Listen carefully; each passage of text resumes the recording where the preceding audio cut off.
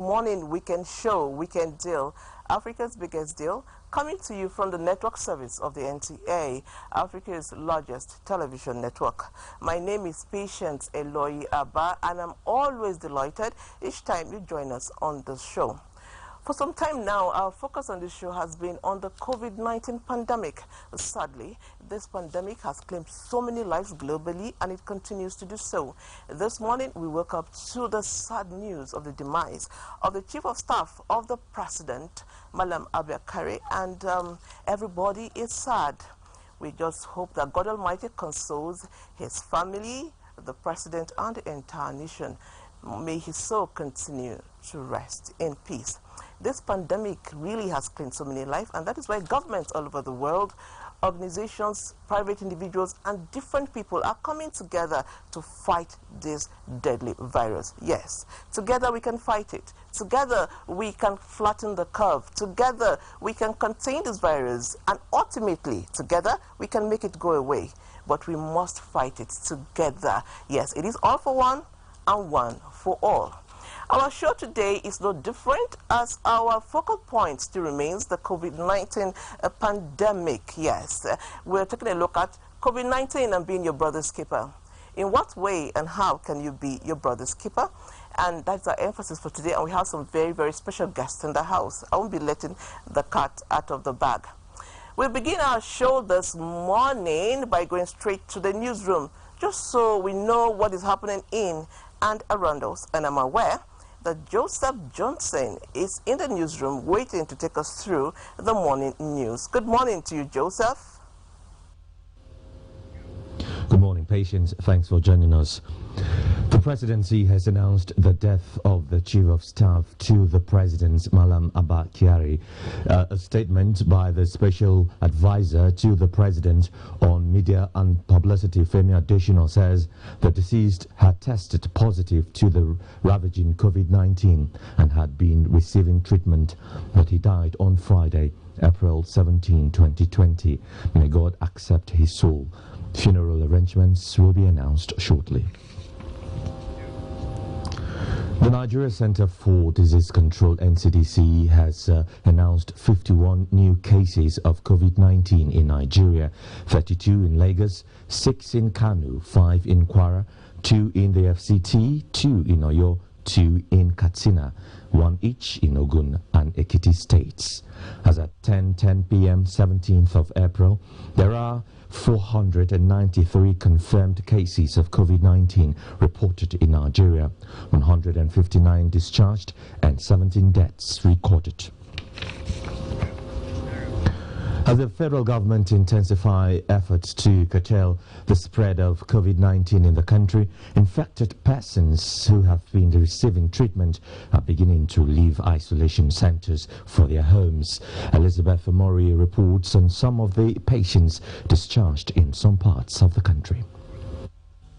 5 out of the 15 confirmed cases of COVID-19 currently receiving treatment at isolation centers in Edo State have been discharged, having tested negative and met the necessary criteria. Udwak Obong Achibong reports that the State Commissioner for Health, Dr. Patrick Okundia, disclosed this at a press briefing in Benin City. 5 out of our confirmed cases that are currently receiving treatment have tested negative. They have met criteria for discharge and have so been discharged, while another one is currently being prepared for discharge. In Kwara State, Raliat Ibrahim reports that the state government has discharged 2 of its 4 COVID-19 patients after they have tested negative. 5 members of their families who were also at the state's isolation center have also been discharged. The team is real. We should observe social distances. We should stay at home and make sure we don't infect each other. Similarly, the Kaduna State Ministry of Health has announced the discharge of 3 patients who have recovered from COVID-19. The 3 patients are among the 6 persons that tested positive in the state. Meanwhile, 23 isolated persons in Benue State test negative for COVID-19. In Abuja, Elizabeth Omori, NTA News. And with the growing cases of Nigerians who have been treated for coronavirus and discharged, the Presidential Task Force says the recovery rate indicates that the infection is not a death sentence. 1 month after the inauguration of the task force, its chairman and secretary to the government of the Federation, Boss Mustafa, says Nigerians should keep faith with the fight against the pandemic as there is more work to be done. Mitare Igben reports. On the 17th of March 2020. Taking stock of Nigeria's fight against coronavirus 1 month after its inauguration, the Presidential Task Force believes its strategy of a single national response has been instrumental to increase national capacity for testing, treatment, and management of the pandemic. This is a war with a vicious enemy, and our goal is to ultimately flatten the curve. Recent data released by the Nigerian Center for Disease Control has shown a rise in the number of cases in Kano. The Presidential Task Force will visit the state to evaluate the state of readiness and to guide the authorities in the management of the situation. Infected persons need not hide themselves at home until their condition deteriorates, that they have to be rushed to the hospital in critical state. Some among the fatalities we have had may have been saved if they presented earlier rather than at the last minute. Our plan is to decentralize testing completely, improve the turnaround times at state levels by 50%. The task force, however, warns purveyors of fake news and misleading content on social media to refrain from jeopardizing efforts to flatten the curve of the pandemic. Please listen to the NCDC, listen to the Ministry of Health, listen to the World Health Organization. Don't be misled by anybody. People that are within states that are under lockdown are strongly advised to stay where they are and to stop moving out of these states. As the 2-week extension of the restriction order in Abuja, Lagos and Ogun states affords the Nigeria Center for Disease Control time to intensify contact tracing, sample collection and testing for coronavirus, government agencies and private bodies involved in distributing palliatives were advised to stick to the rules of social distancing. In Abuja, Mitaire Ikben, NTA News. In the meantime, the Economy Sustainability Subcommittee on Job Creation for Youth and Women involving 5 ministries is set to submit its reports on post-COVID-19 job creation and sustainability strategies to President Buhari Monday next week. Emmanuel Yemero has more. This is a crucial meeting to put Nigeria back on track after the COVID-19 lockdown, which is currently taking its toll on economies, incomes, and jobs all over the world. President Muhammadu Buhari, in a recent national broadcast, directed some ministries to jointly develop a comprehensive policy for a Nigerian economy functioning with COVID-19.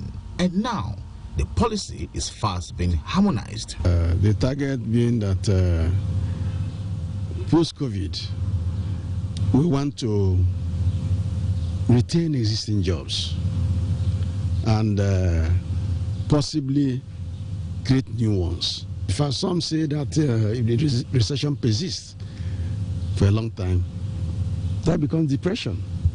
And so we don't want it in Nigeria. Ngige equally said there is synergy among the 5 ministries to focus on involvement of the informal sector, particularly the small and medium-scale enterprises, in the scheme of things. We are going to engage MAN, we are going to engage NASIMA, and of course we are going to engage the Umbrella Employers Association or Union in Nigeria, which is NECA, so that we work together and see how we can stem the job losses. See also how, if an organization is saying, I cannot keep more than 400, how we can all discuss. But we don't want disengagement, we want to create more jobs. Ministers of Communications and Digital Economy, Trade, Commerce and Investment, Youth, and Sports Development, Women Affairs and Labour are in the Economic Sustainable Subcommittee. Emmanuel Ayemiru, NTA News. Nasarawa State Government extends the 2 weeks lockdown in Cairo local government area for additional 10 days as part of measures to contain coronavirus pandemic. Governor Abdullahi Sule, who announced this in Lafia, says curfew for time period in Lafia and other parts of the state is still in force. Ali Tijani Muhammad reports. Nasarawa State is yet to record any case of coronavirus. It is against this background that government says Cairo, which is the gateway to the nation's capital, should remain under lockdown for additional 10 days as workers are expected to work from home. To enable residents of the area buy essential items, there will be a relax on the restriction of movement every Wednesday and Saturday between 10 in the morning to 2 in the afternoon. Governor Abdullahi Sule, while appreciating the people of the state for complying with the order, says all public gatherings remain suspended. It has become imperative for the government to consider the necessity to extend the duration of the lockdown by additional 10 days. This is in our collective commitment to continue to contain and control the spread of this pandemic in our dear state. On palliatives, the governor says food items have been distributed across the state as he assures the people that more will be rolled out. So far, the state government received more than 70 million naira donation to fight COVID-19. In Lafia, Aliu Tijan Mohammed, NTA News. Rivers State Government has highlighted strategies put in place to ensure that the state is free completely from COVID-19. Governor Nyesom Wike at a news conference in Port Harcourt said, though some of the measures are painful, they are in the best interest of the people. Correspondent Ogedi Ekwere has details. The briefing by the Rivers State Governor Nyesom Wike centered on the progress made in the fight against the spread of COVID-19 and the new policy direction the state is pursuing. The governor said that all the precautionary measures adopted by the state, ranging from the closure of boundaries to social distancing, have helped to contain the virus. A lady who was positive, and that lady was taken to the treatment center. And after the treatment, she became negative, and that lady was discharged. The second case, which was positive and was taken to the center, from the information I have, has tested negative, and will be discharged this morning. Governor Wike said the state is also distributing palliatives to cushion the hardship caused by the measures adopted. He said so far, 5 local government areas have received, while distribution is still ongoing. In Port Harcourt, Ogedi Ekwere, NTA News. Nigeria says it has drawn a red line on allegations of racism against her citizens in China. Minister of Foreign Affairs Geoffrey Nyama said federal government is planning to evacuate Nigerians willing to return from China once the maltreatment is established. Usman Aliyu has more.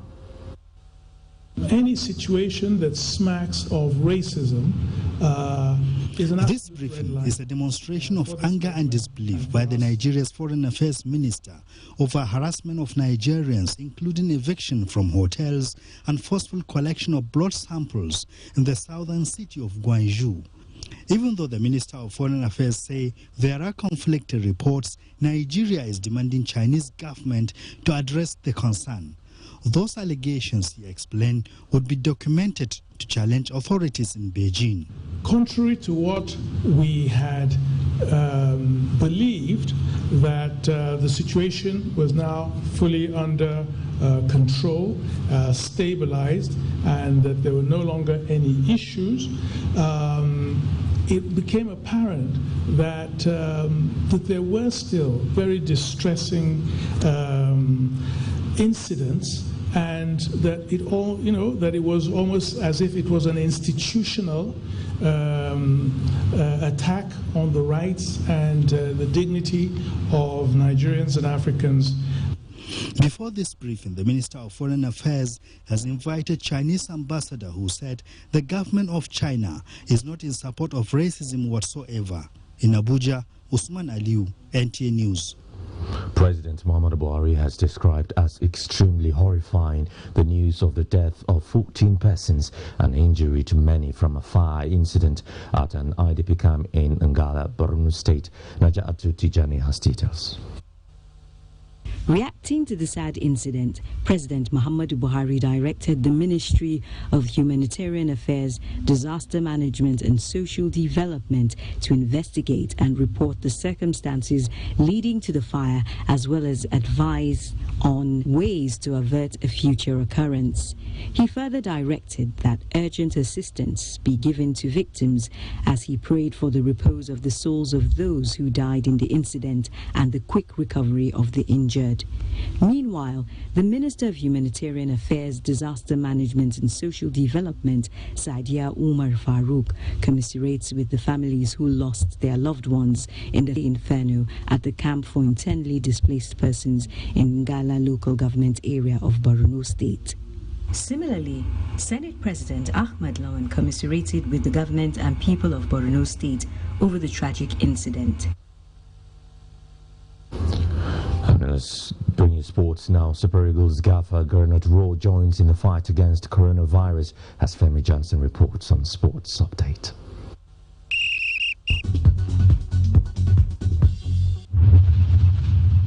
Despite awaiting the signing of a new contract with his employer, the Nigeria Football Federation, Super Eagles technical advisor Gernot Rowe has acknowledged the fact that COVID-19 is a serious opponent, but believes that if everyone put in their best game, then it is a sure win. We can win this match, but everybody must play the game, must be without contact of other people, must stay at home and only go out when it's necessary.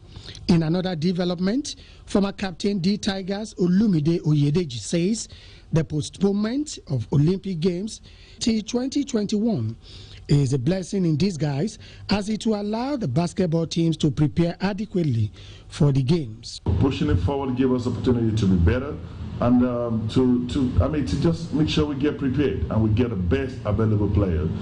In table tennis, Africa's highest rated table tennis player, Aruna Quadri, has dropped by 2 steps to occupy the 20th place in the latest International Table Tennis Federation ITTF ranking, but maintains his status as #1 in Africa. Quadri is still recuperating from the thigh injury he sustained during the African Olympic qualifying tournament in Tunis in February. Aruna Quadri mates Olajide Omotayo also slide to 79th position in the world rating. That's Sports Update. I am Femi Johnson.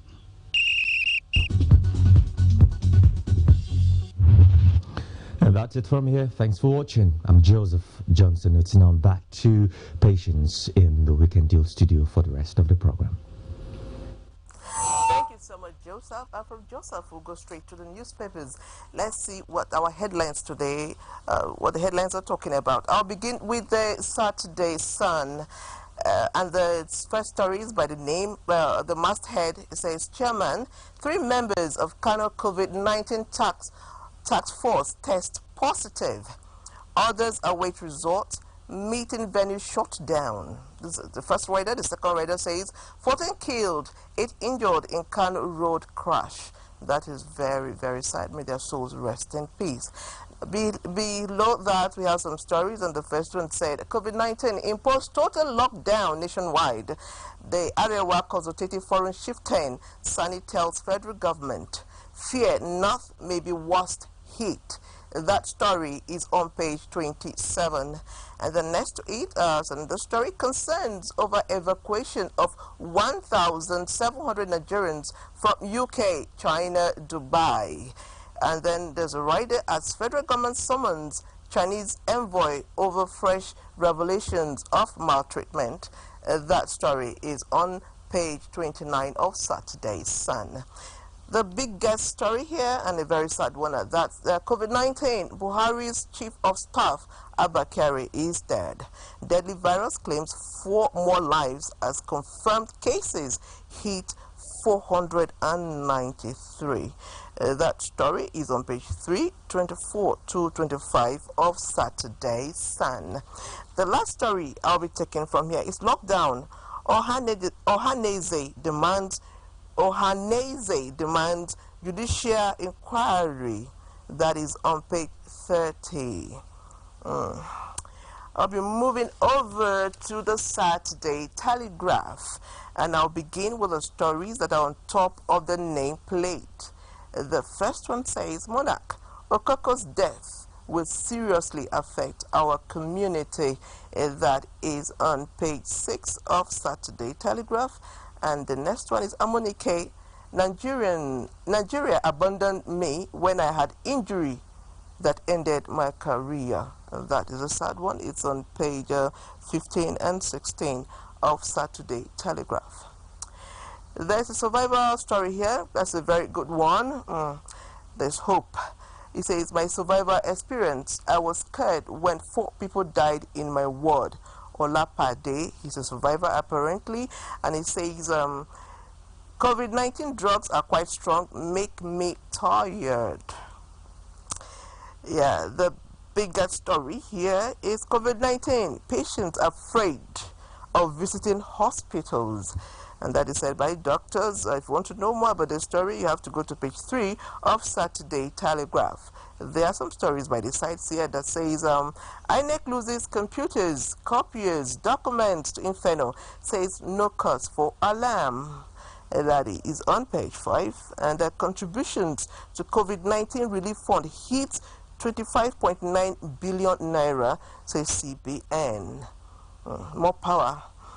Buhari mourns as federal government counsel to Onoge's case. Umar dies. That is another sad one. We'll now move on to Sporting Sun. Inter Milan queues for Oseme. That's the first story here. And then by this side, we have COVID-19 hot. Neymar's return to Barca.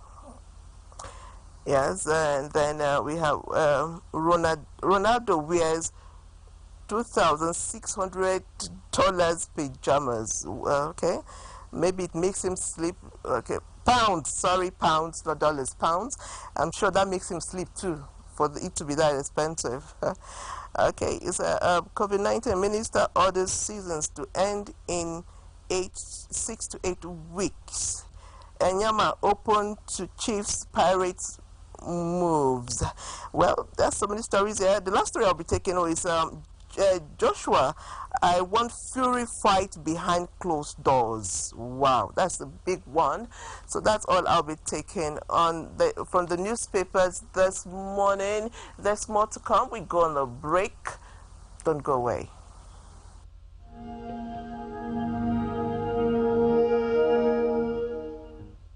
This is not a joke.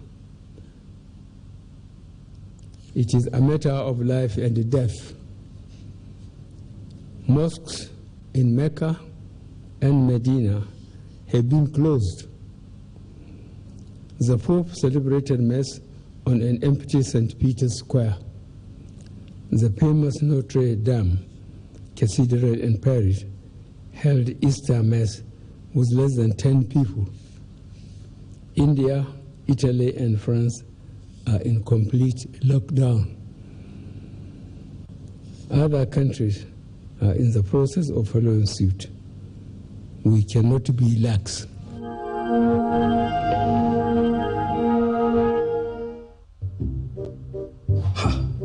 Not so fast. Look, I'm tired.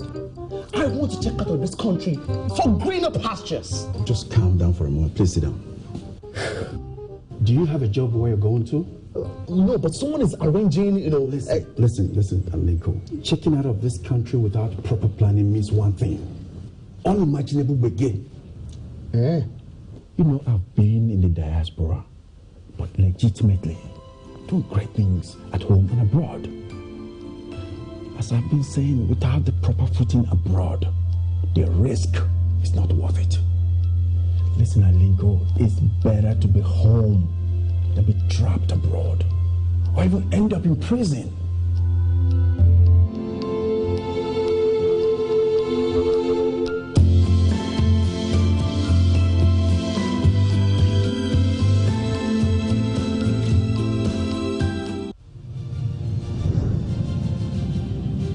Staying at home is the most responsible thing to do.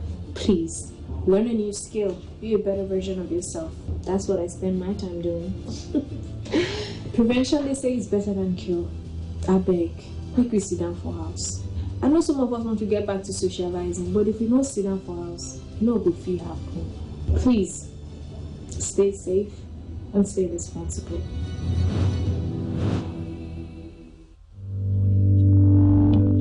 Coronavirus is real. Steps to avoid this pandemic. Wash your hands regularly or sanitize your hands.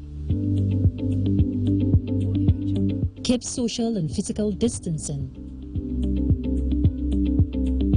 Avoid crowded places.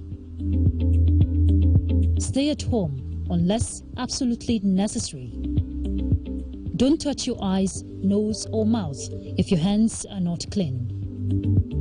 Avoid the spread of coronavirus. Coronavirus is real.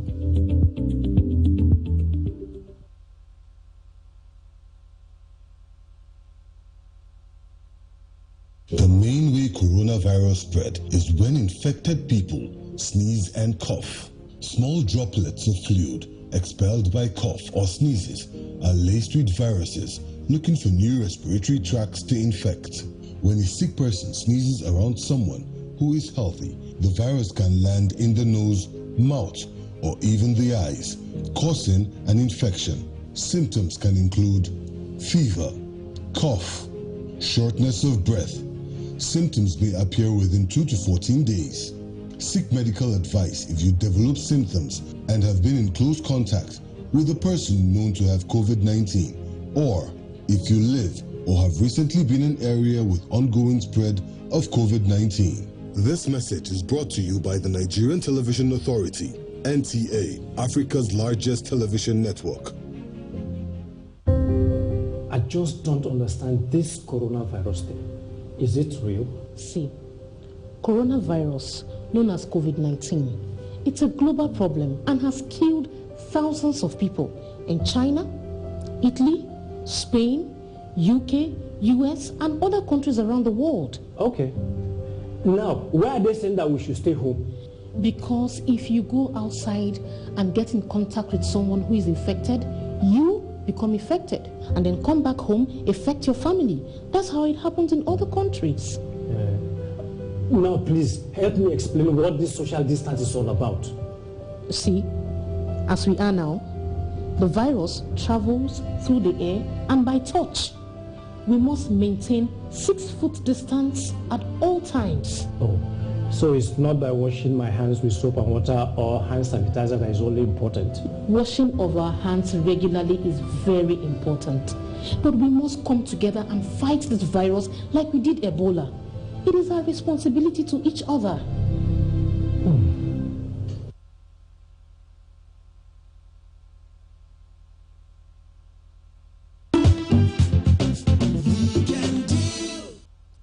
Welcome back. If you're just joining us, it is Weekend Deal, Africa's biggest deal, coming to you live from the network service of the NTA. Our focus this morning is on COVID-19 and being your brother's keeper. We know that as measures to contain this dreadful virus, a lot of measures have been put in place, from washing of your hands to social distancing to staying at home. Are people complying to this order? Randy will be taking us on a journey of the FCT. Let's go with him.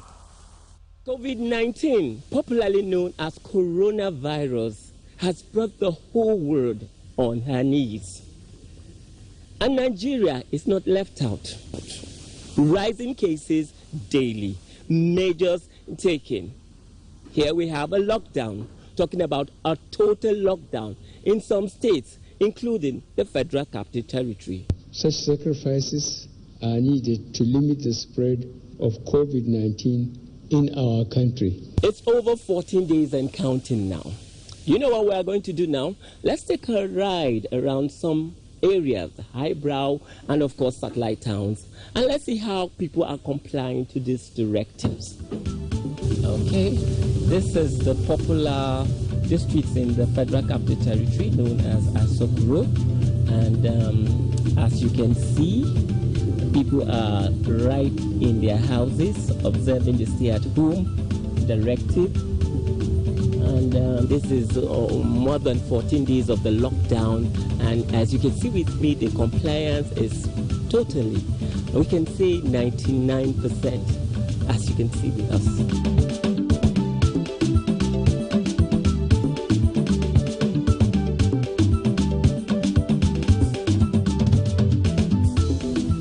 Well, now we are in a suburb, which in the Federal Capital Territory we call satellite towns, and we'll let the pictures tell its story.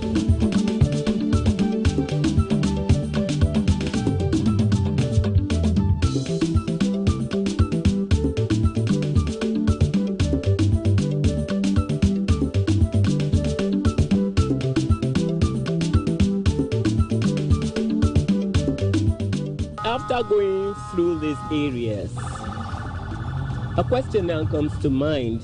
What is the essence of the lockdown? Now meet someone who has been infected by coronavirus, and we take it to the family. The entire stay-at-home order will be made nonsense of, for you will in turn inflict this upon all your family members. We don't want the spread of this disease. When this disease escalates, it's going to be worse in our hands. Especially in such communities, you can see how the community is. So even coming in is something. So when we have that at hand, now we have a boost at hand, now you can imagine what the government is going to face. It's all for our well-being. But another question comes to mind. Why are people contravening the lockdown? It's just an enrichment disease, because they travel to outside country, and we are having it. We are having that from China, Italy, and American.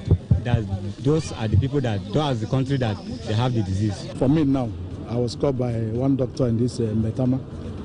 He's charger born, and he need to work.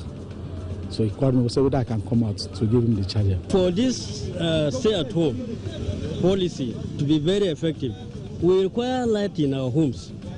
Do you understand? Otherwise, the internal environment is so harsh that you won't be able to sit down at home.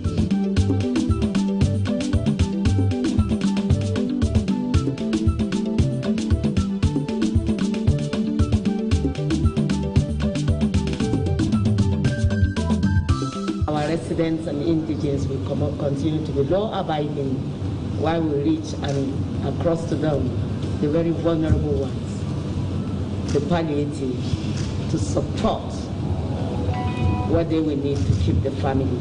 A gathering where the committee in charge of this distribution of food items came down to order to inspect the store. We want to keep these things before taking them out. Make sure that whatever is being given for the masses get to the masses. Hoping the media and relevant bodies intensify publicity, getting people to know everything they need to know about this virus. We only hope Nigerians will appreciate the gift of life. Stay home, stay safe. Indeed, stay home and stay safe. I would want to say kudos to the FCT administration for the palliative measures. God bless you all. I mean, it is very important that you stay alive. In that feature, somebody was saying that because he cannot stay at home because it is hot. I mean, it's better to be alive and be hot than dead and whatever. So we should all stay at home and stay safe. Our next picture is by I like to call him Ogabayo, and he's talking about everybody becoming a doctor. You see how on Facebook, on social media, everybody knows what to do as far as treating COVID-19 is concerned. From onion to ginger to lemon, everybody's a doctor. Some people give you some very crazy ideas on how to treat COVID-19. Everybody has become a doctor. This picture will tell us more.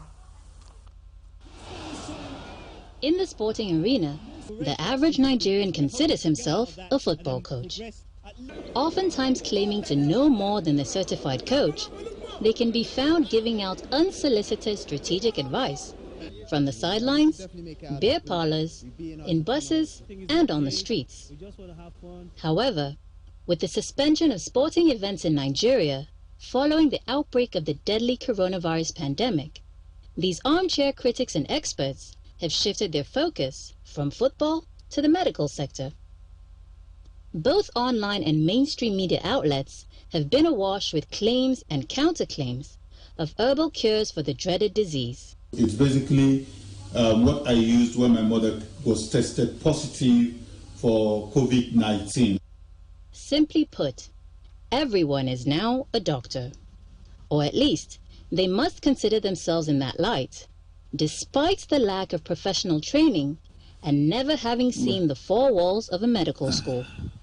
You can call them quack doctors if you like, and you won't be wrong.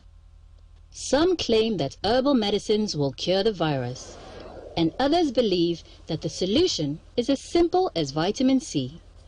They need to pay attention to what the CDC, the NCDC, and the federal government our Ministry of Health have already given.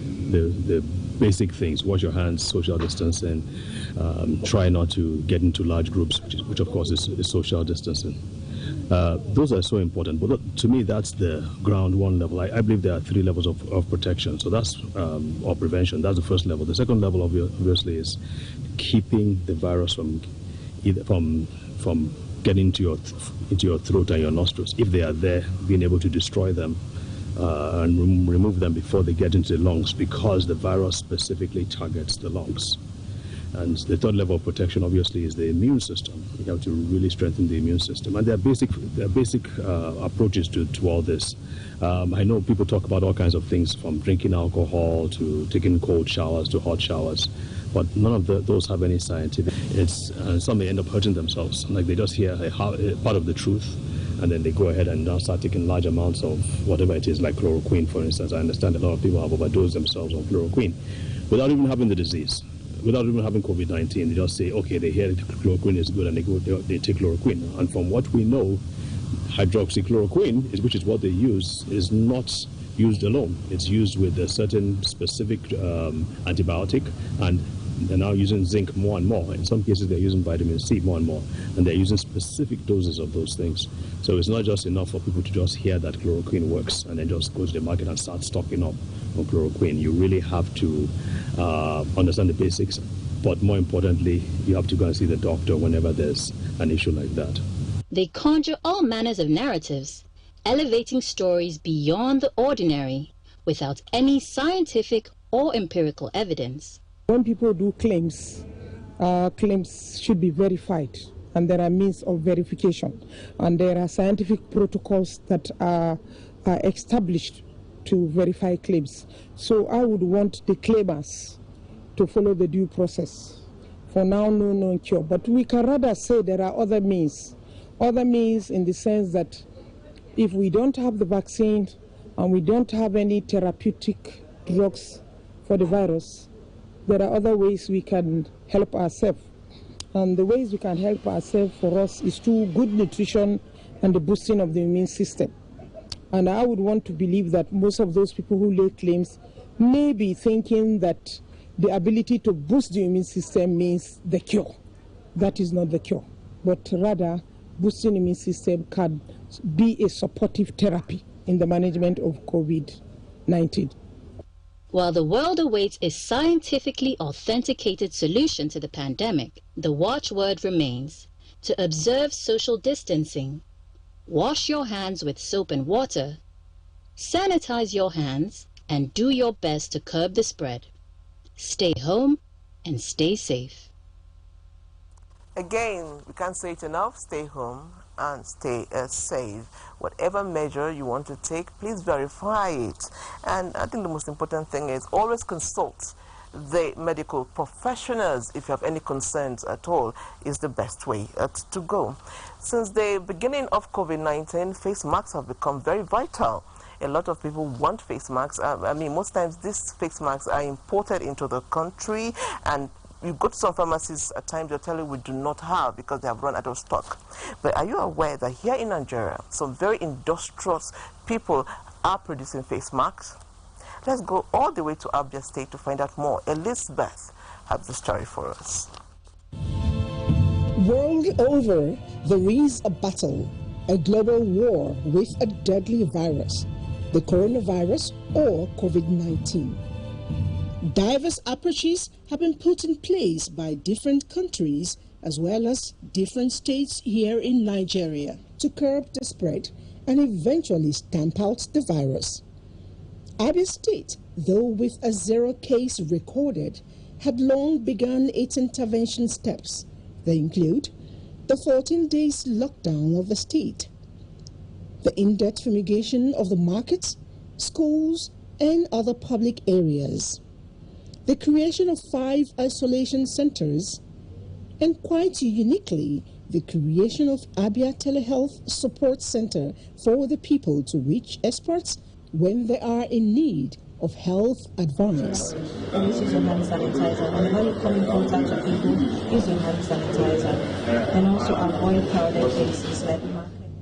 Understanding the place of good feeding at the moment, Abia government equally provided food relief for the people and a cash of 120 million naira shared through the religious leaders and traditional unions. Our strategy is to distribute these items in such a way that we can cover at least 70% of the less privileged Abians and their households at the first approximation. And the only way we can do this is to distribute these items through churches and mosques, and then we do a mop-up using president generals of town unions and traditional rulers. The eradication of this deadly disease is one fight that must be fought with full regalia. Understanding this, the government also provided a complete PPE for the specially trained health workers for COVID-19. It also provided for indigent Abians over 8,000 buckets with taps, over 28,000 hand sanitizers, over 100 face masks alongside their food relief. Interestingly, most of the personal protective equipment, that is the PPE, in circulation in Abia were produced by the people of the state, thus creating more jobs for the people. This is the material we are using for the production of this face mask now. So as you can see, they have done all their measurements and they are now cutting to push to the gallows for sewing. Abia is indeed ready to take on the virus headlong. Stay home, stay safe. Hey, kudos to Abia State. They said they are God's own state, and indeed they are doing great. And thank you, Elizabeth, for that beautiful picture. Now we'll be going over to Owerri. We'll be going back to Owerri. Yes, we'll be going back to Owerri. It's obvious that the government alone cannot take care of all of us. We are many, and so private individuals, state governments, people are coming out to support what the government is supposed to do as far as giving back is concerned. We are going over to Owerri. Let's see this picture and we'll talk about it. Imo, the hospitable eastern heartland, became quiet following the lockdown order or sit-at-home directive of government. The enemy of mankind, COVID-19, is in the country. All fight is against its spread. Clean, calm and empty are most major streets, roads and markets within the rural and urban areas of Imo State. Though the state is yet to record any case of COVID-19 infection, Governor Hope Uzodinma set up a COVID-19 committee led by Professor Maurice Iwu to monitor, prevent and track any incidents of COVID-19. He also flagged off isolation/treatment center distributed sanitizers and ambulances to 27 local government areas of the state, as well as fumigated some major areas of the state. Well-trained and equipped medical experts from the National Center for Disease Control, NCDC, and African Neurological Network, ANET, are on ground to test for the virus. The effects of the lockdown is taking its toll on the lives of the people. It had helped in uniting so many families. Some of our employees were not happy that they had to be sent home, but that is what we have to do to protect them and their families as well. To cushion the effects of the stay-at-home order, the federal government's conditional cash transfer train was in Imo State.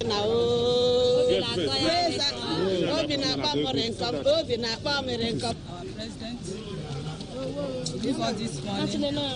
So I thank God for it. May God bless him.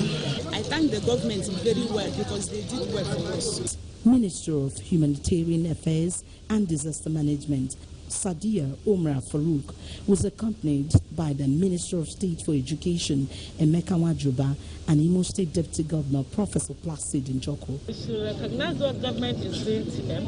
They should use this money judiciously to take care of their family. On the other hand, Imo State government's palliative measures on the sit-at-home order includes distribution of food items and cash to the 27 local government areas of the state. We must get to the grassroots.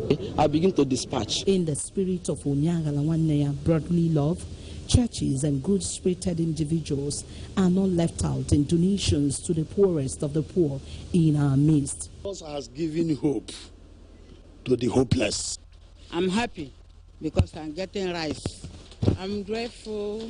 I say, may God bless them. Containing the spread of COVID-19 is in your hands and my hands. I have my sanitizer here, and of course, I'm wearing my mask. The fight against COVID-19 is a must-win. Please stay home. Yes, I also have my sanitizer here, and I have my face mask. Yes, together we can beat this deadly and dreaded virus. A lot of proactive actions there from states. We saw Abia just making masks, and now Owerri is given back to the society. That's very good, and we can commend them for that wonderful action. More to come, but again, we'll go on a short break. Don't go away. Coronavirus, also known as COVID-19, is spreading at an alarming rate all over the globe, including Nigeria. With the number of infected persons in Nigeria increasing daily, prevention is better than cure. Coronavirus has no cure. The virus spreads from one person who affects two persons, and by the time the affected person is isolated, the two persons have affected four, and it keeps spreading. You must take preventive measures to save yourself and that of the people around you. Always wash your hands with soap and water. Put distance between yourself and others. Whenever you cough or sneeze, cover your mouth. Clean and disinfect surfaces. Stay at home if you're sick and contact the proper authorities. Together, we can cut down the spread of the coronavirus. This message is brought to you by the Nigerian Television Authority, NTA, Africa's largest TV network.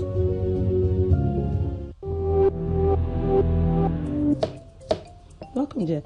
Have you washed your hands? Inside my house again. This thing not the key black man.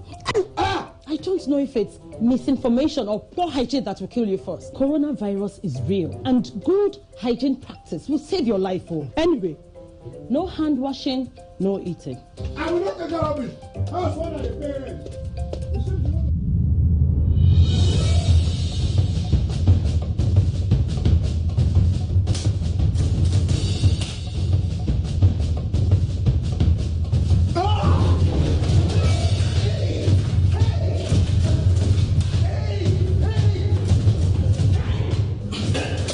Coronavirus is real and it's on the rise. But you can help yourself and help others to be safe. Remember, we can stop the spread. to your hands. This message is from the Akinfade Foundation in partnership with the National Orientation Agency with support from MacArthur Foundation. Assalamu alaikum wa rahmatullahi ta'ala wa barakatuh. Dear brothers and sisters, in view of the COVID-19 pandemic we are currently challenged with, we at Al-Habibiyya Islamic Society enjoin all Muslims to adhere strictly to government directives geared towards stopping the spread of the virus. These measures include the stay-at-home order, washing of hands with soap and water, using hand sanitizers where water is not available, and other hygiene measures. We remind you all of the words of Allah in the Holy Quran, chapter 2, verse 195, which says, "And do not throw yourselves with your own hands into destruction." We also remind you of the hadith of the noble Prophet Muhammad, peace be upon him, which says, "Do not cause harm or return harm." Please stay at home and stay safe with continuous dua. This message is from Project Itfine of Al-Habibiyya Islamic Society. Al-Habibiyya Islamic Society, from Allah to you, a light.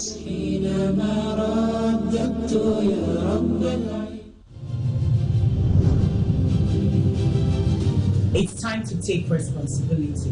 So I'm staying home, watching videos and learning as well. We are all aware of the pandemic hitting the world today. The COVID-19 virus is real. A big thank you to all our health workers, doctors, nurses, everybody fighting this pandemic in their own way. Please stay home, save lives. Prevention is better than cure. Stay responsible.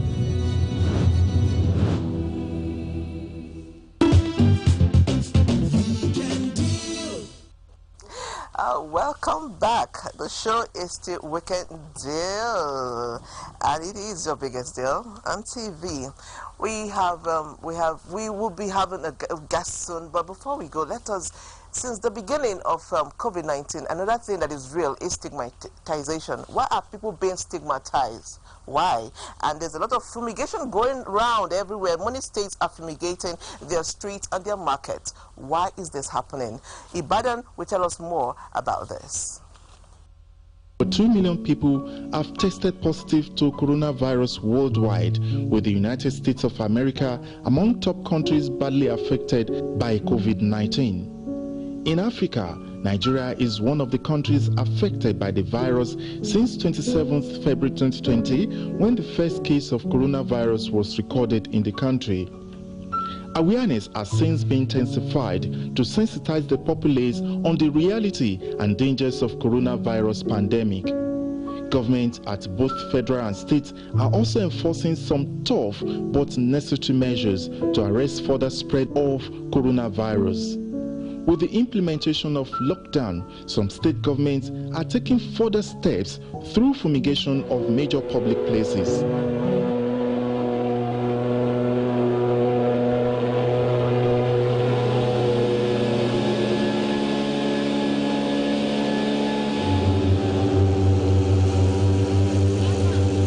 Believed that the virus that causes COVID-19 is mainly transmitted through droplets generated and falls on floors or surfaces when infected person coughs, sneezes or speaks.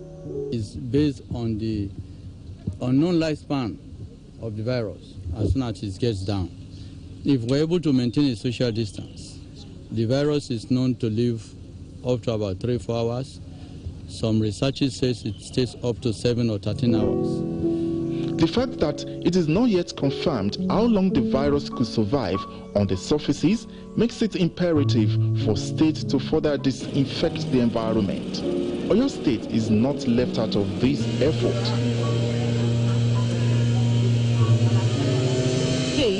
We're leading by example and decontaminating the secretariat, and then we're going to go to specific organizations and ask them to also decontaminate their organizations. The decontamination is also more effective in closed spaces. Obviously, fumigation of the environment will go a long way at curtailing the spread of coronavirus pandemic. It could also turn out to be another nightmare if necessary precautionary measures are not observed. The advantage here is that it will keep the environment in such a safe state. You will see that this thing is made of chemicals. Chemicals could get rid of the virus within a very short talk of seconds. But what of the after effects to humans who will later breathe in these things? Some of them are cumulative poisons, like chlorine. you know. And that is why it is done at a time like this. Other places where it will be affected, arrangements will have to be made so that while the virus is being contained and curtailed, human life too is being maintained and kept safe.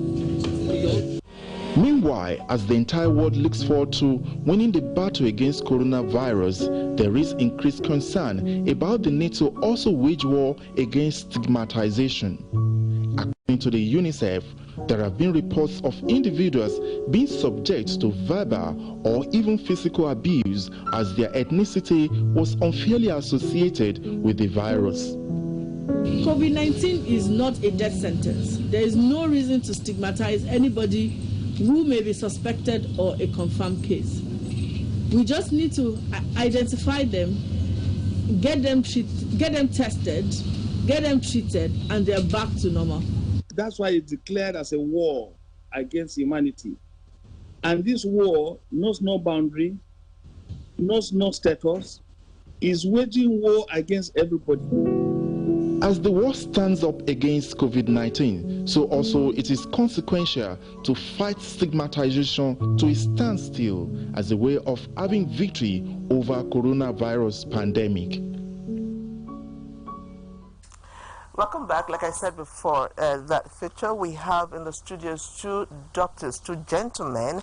I have Dr. Olusegun Soyombo, a consultant psychiatrist with the National Hospital, and I have Dr. Harry Ewunonu, public health advocate.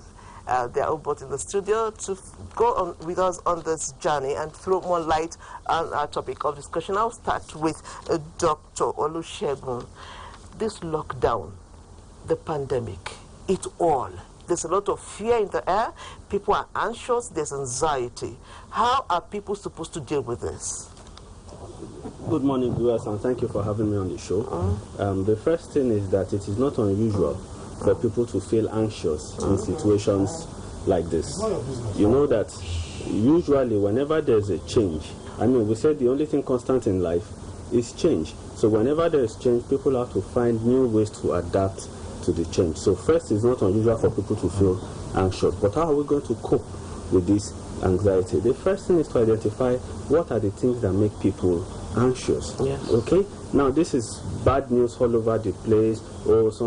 This number of deaths in the UK, this number of deaths in Italy, this number of new cases, community transmission, etc. So what people really need to do is to ask yourself, do you need to put yourself in a situation where you are bombarded by this news? Do you need a per second update on number of cases and number of deaths? Like they say, if you cannot stand the heat, you get out of the kitchen. Yes. Okay? True. So if it makes you anxious, you can wait till the end of the day, have a window of about, say, 1 hour thereabout, where you catch up on news, know what is going on, so that you are not constantly putting yourself under so much stress. That's one of the ways that people can cope with the anxiety that comes with this situation. Okay, so we should reduce our news time. We should, if you're anxious, reduce the amount of time you spend watching news on. Okay, doctor, you say you're a public health advocate.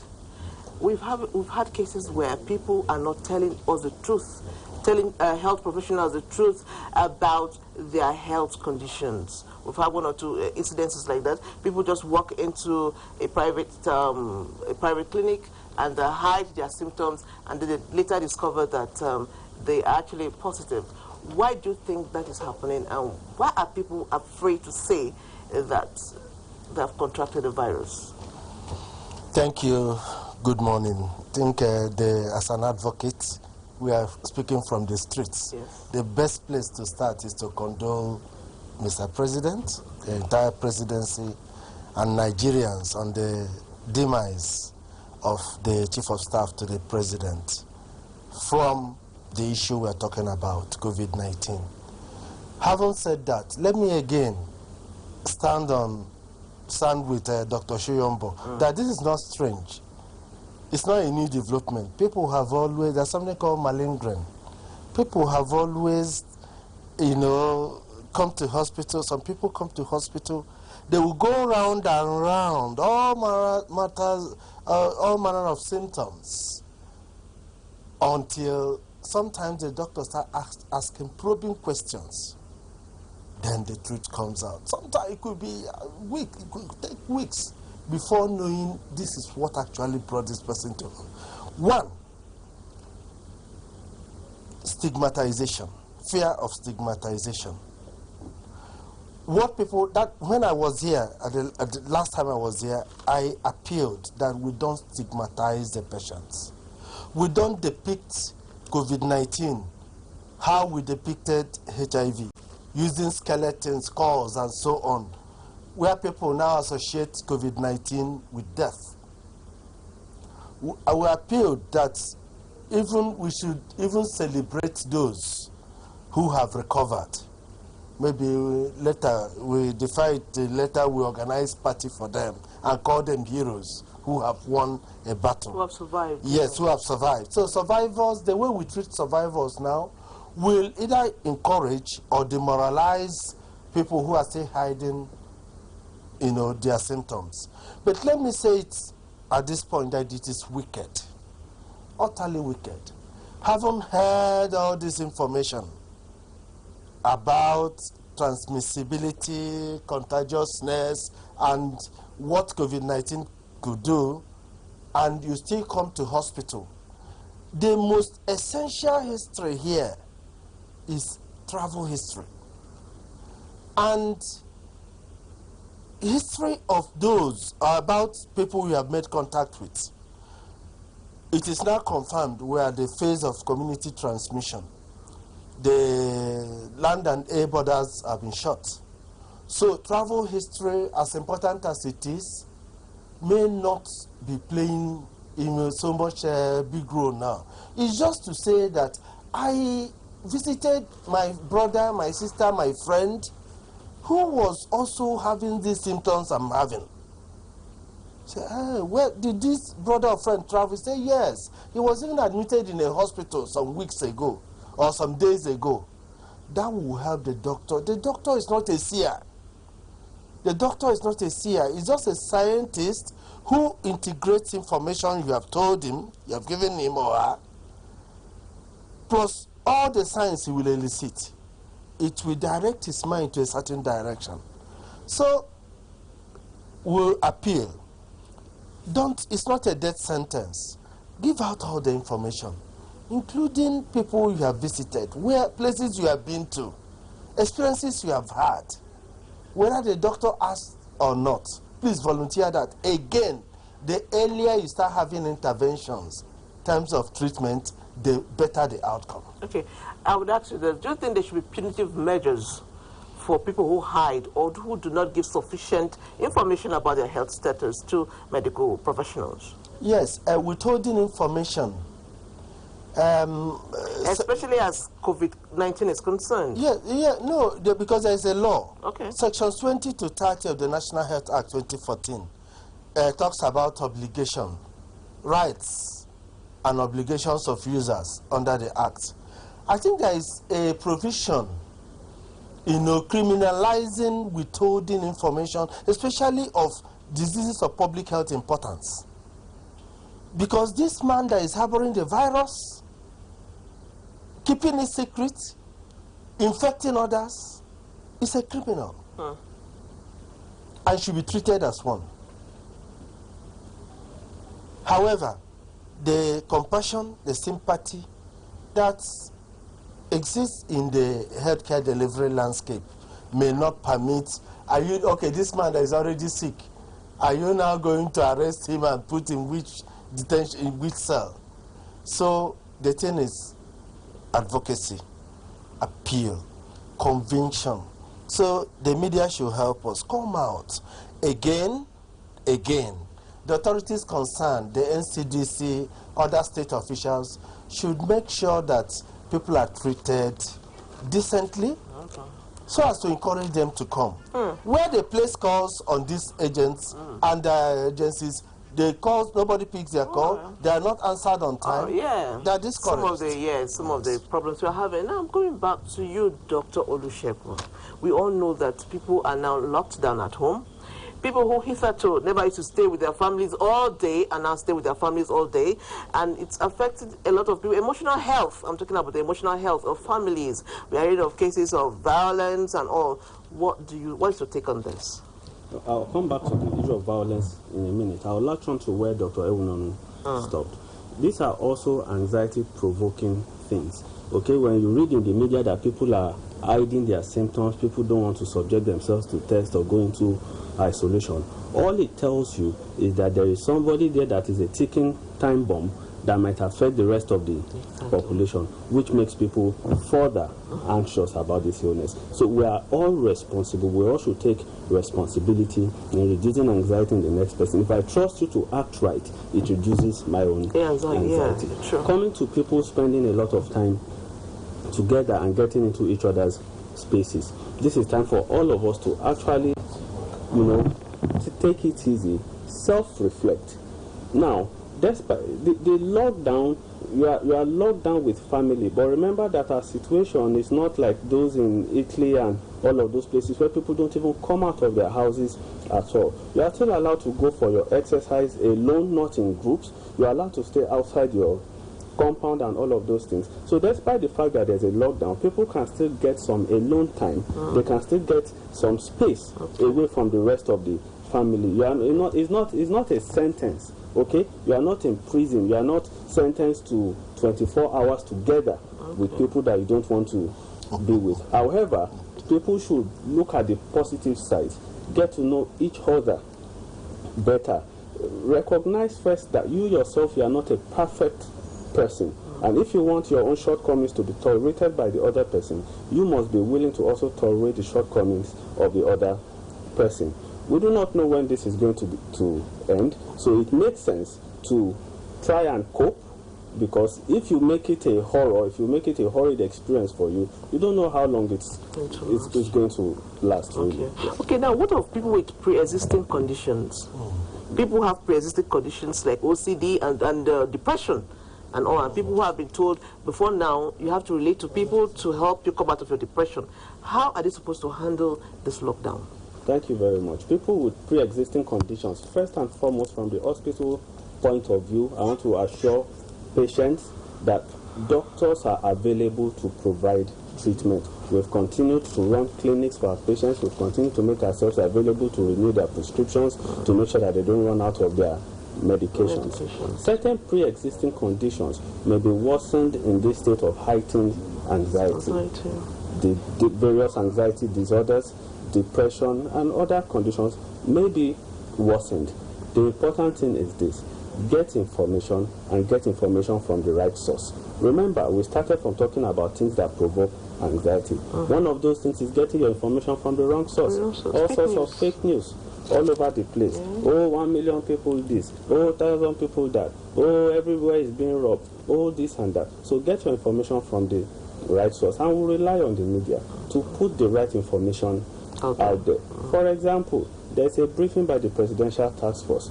Do you get your information from that, or do you wait for certain people on social media who peddle fake news and then you run along with that? So those are the things that might allay those conditions. Now, people with pre-existing conditions might also need to be more cautious. Remember what I said earlier: if you can't take the heat, get out of the kitchen. You have a pre-existing condition with anxiety, you really shouldn't put yourself in situations that further worsen.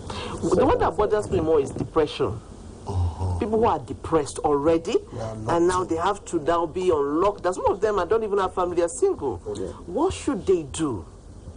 A lot of them are watching. What should they do? Remember also, the NCDC DG has repeatedly said that we should talk more about physical distancing, not social distancing. Although there's a lockdown, we still need to stick together. We need to stay connected. We need to make phone calls. We need to do video calls. Okay, you need to check in on your neighbor. Just shout out, "Hello, are you there? Are things fine?" Send groceries. Send some form of support and things like that.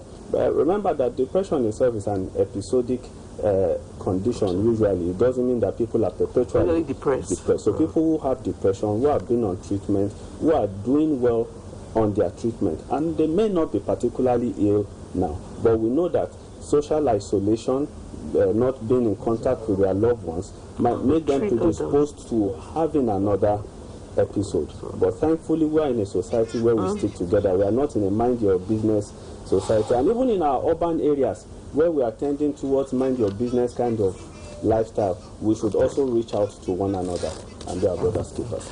Okay, thank you very much. He said something, said the hospitals, when I asked about pre-existing conditions, he said people should go to the hospitals. But you know, people are right now afraid of going into the hospitals.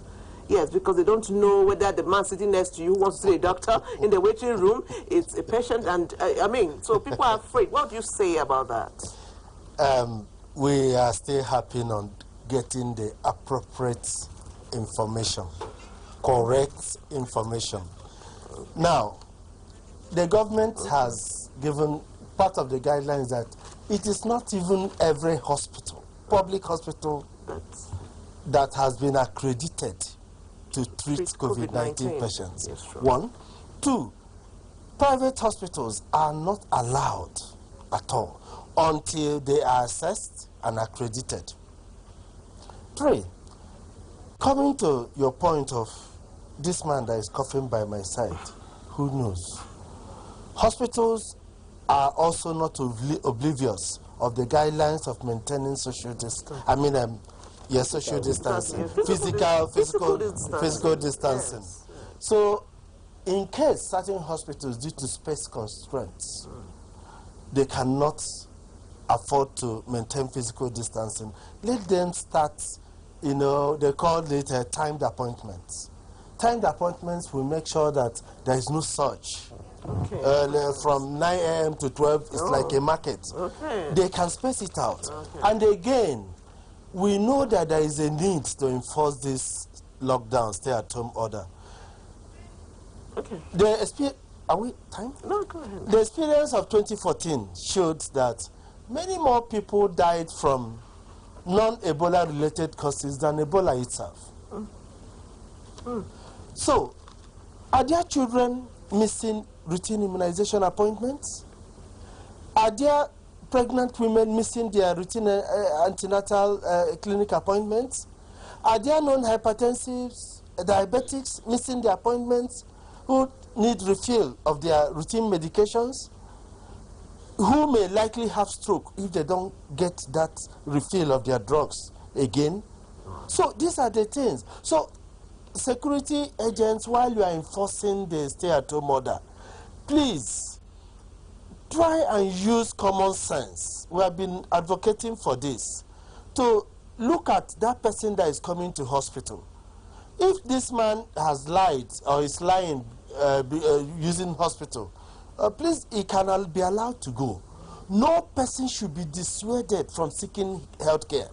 If we don't want to have more mortalities on our hands, it's very important. Thank you very much. Thank you very much. I was going to follow up on that question, but our time is up, and we've really learned a lot from this. Thank you, Dr. Olusegun Shoyombo. Somehow I just got your name one. And Dr. Harry Ewunonu. It will be bad if I leave here. My colleagues will not like it. Please, okay, let's go together. Dr. Harry Ewunonu. Ewunonu, yes. My colleagues said they are still waiting for the palliatives, their own palliatives. We're talking about palliatives. And, yes, Doctor, incentives. Let's go over to Lagos. The private sector and the public sector are coming together to give palliatives. Let's go over to Lagos. Let them remember doctors and nurses, all healthcare workers. Increasing number of confirmed cases of the coronavirus pandemic in Nigeria has necessitated an extension of another 14 days of the restriction of movements and lockdown order in Lagos, the epicenter of the outbreak, Ogun State and the FCT, by President Muhammadu Buhari. Consequent upon this action, and going by the nature of a lot of Nigerians in Lagos, for which a wholesome percentage depend on daily sustenance and survival, the federal government, Lagos State government and others took up the initiative to provide palliatives for the people in order to cushion the harsh economic effects of the lockdown.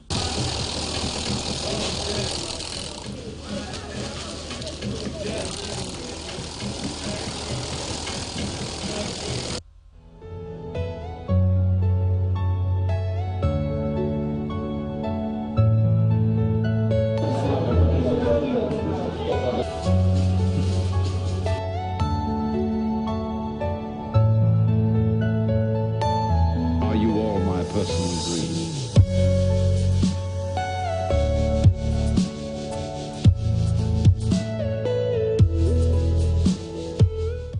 This has, however, not been enough. In response to this cry and support for government initiatives, individuals, non-governmental organizations, and many more have taken to supporting the underprivileged in the society. What is the Project Act about? It is ensuring that we provide and enable everyone who is doing one good work or another in feeding the poor, that we provide an architecture and a logistic structure to ensure that it is delivered to every one of them. So we've seen the great works that Lagos State is, and we must commend the governor, His Excellency Sanwo-Olu, for what he's doing in Lagos State since the beginning of this corona lockdown. And we've just decided as private citizens that we can't just leave the government. It's time that we begin to take ownership. Government can't do all. This is a partnership with a company who has decided to give back to the society what the society has given to them by virtue of doing their CSR, or corporate social responsibility. They have decided to present food relief materials to help to ameliorate the sufferings of the people within the Ikeja Constituency 1.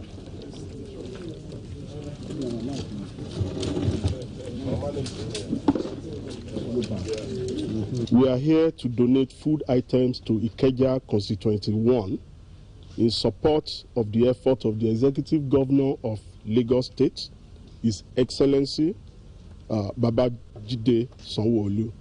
An initiative which has been largely commended by all, especially the beneficiaries. I'm thanking them for giving us, for us to survive. As soon as I remember us, God go remember us, and I'm not going to die younger. At times like these and beyond, being our brother's keeper is a way of life to live and practice, as no one can tell when help will be required and by who. Welcome back. We have another very special guest in the house. I am actually excited about this one. He is the founder and the senior pastor of Dunamis International, Dr. Pastor Paul Enenche. Sir, you're welcome to our studios. Happy to see you. Yes, thank you. Sir, you are wearing two caps here. We cannot forget the fact that you are a medical professional yourself. That's right. And then you are a pastor. That's right. Now, the COVID-19 has been ravaging the world. What is your take on it? How do you look at it from both the religious and the medical?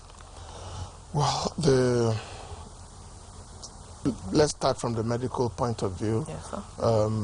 Like it has been said, it is a very, very, very serious public health concern.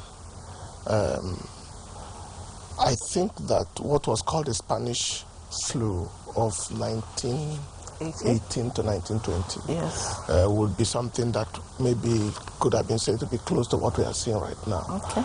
And it is something that has come as a very, very massive confrontation of the medical profession. Confrontation in the sense that every single knowledge of the medical practice and also preparedness for this thing has been tested to the extreme. And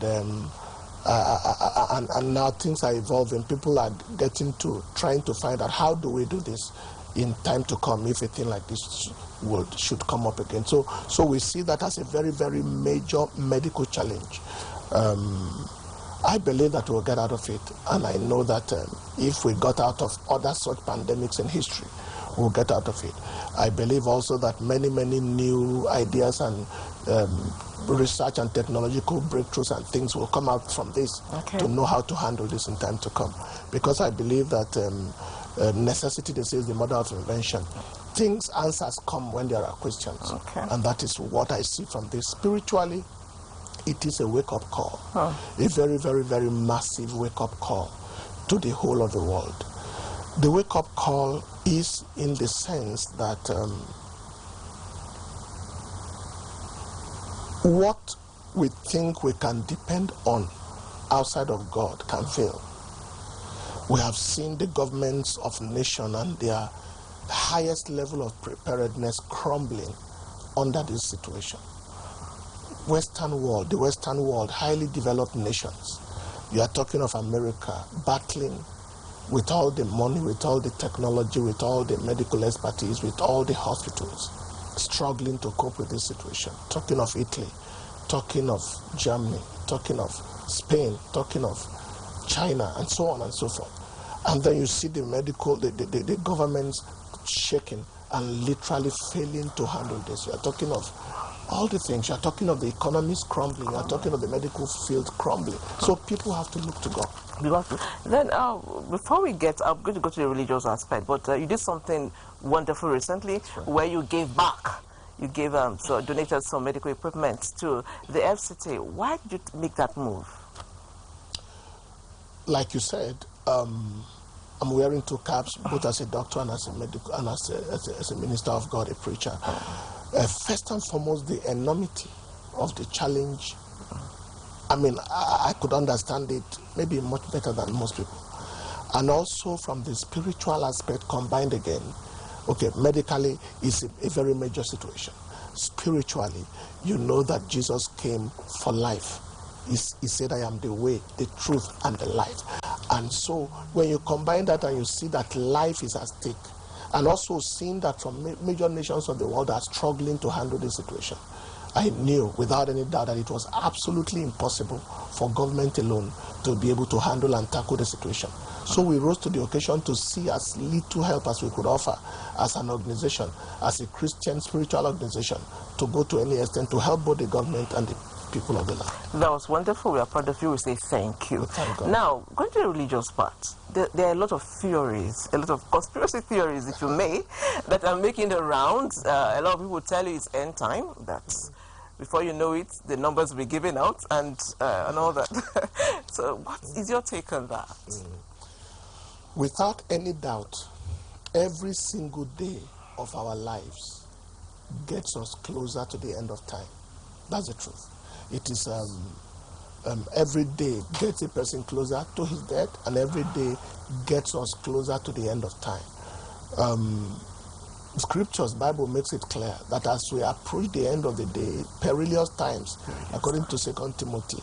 Another translation calls those perilous times stress-inducing times, stressful times, difficult times, challenging times, times where there will be famines, scriptures say plagues, and so on. You know, so we are definitely around such a time now.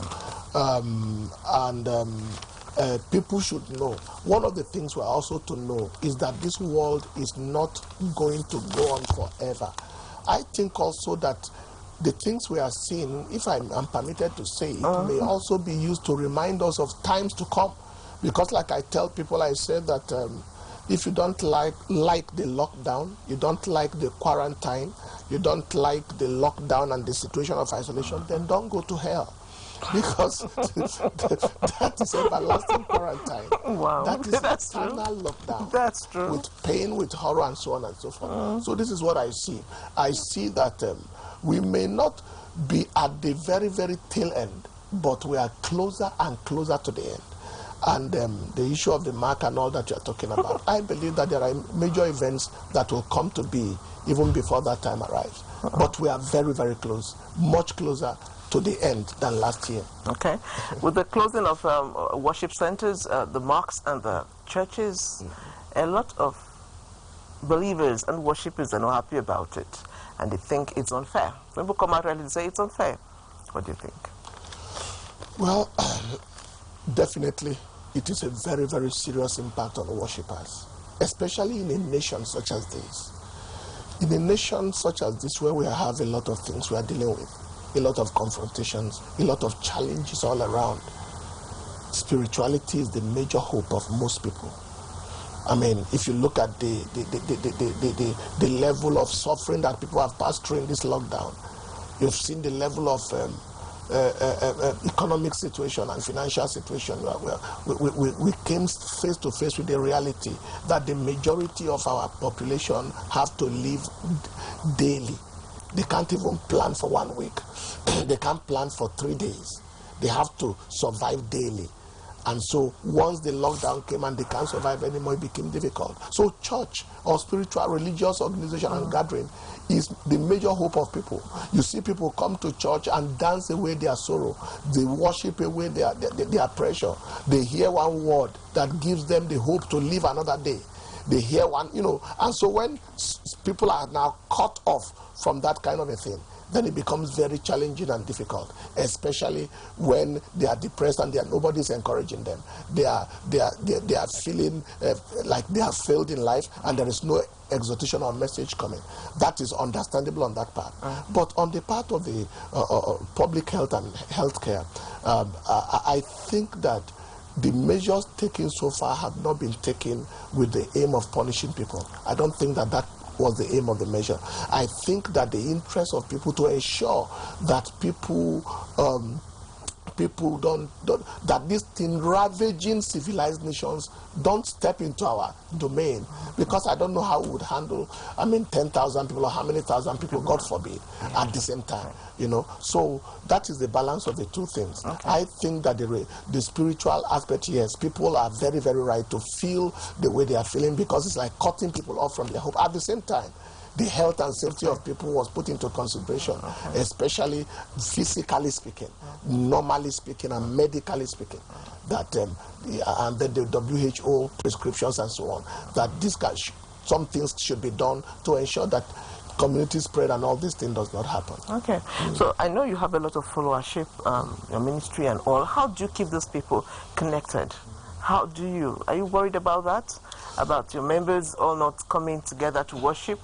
Any concerns at all? It's a very, very serious concern. A very serious concern for any pastor and any person who loves the soul of the people.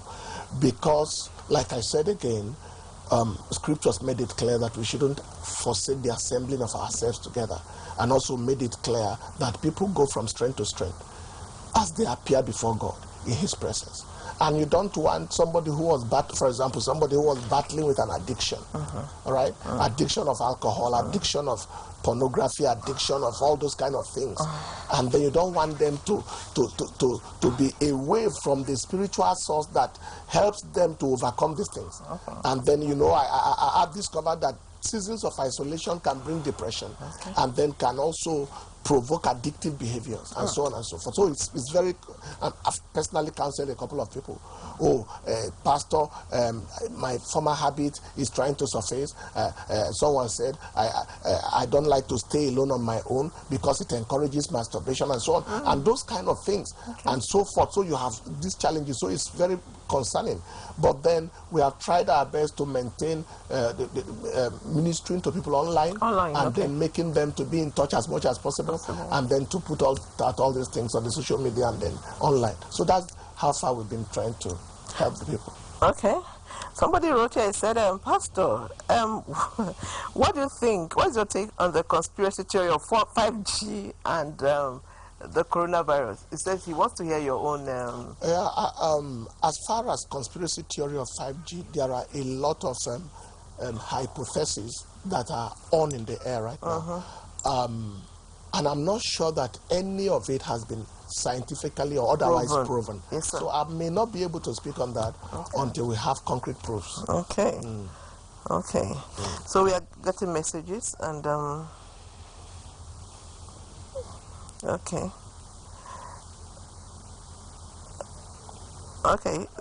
Somebody is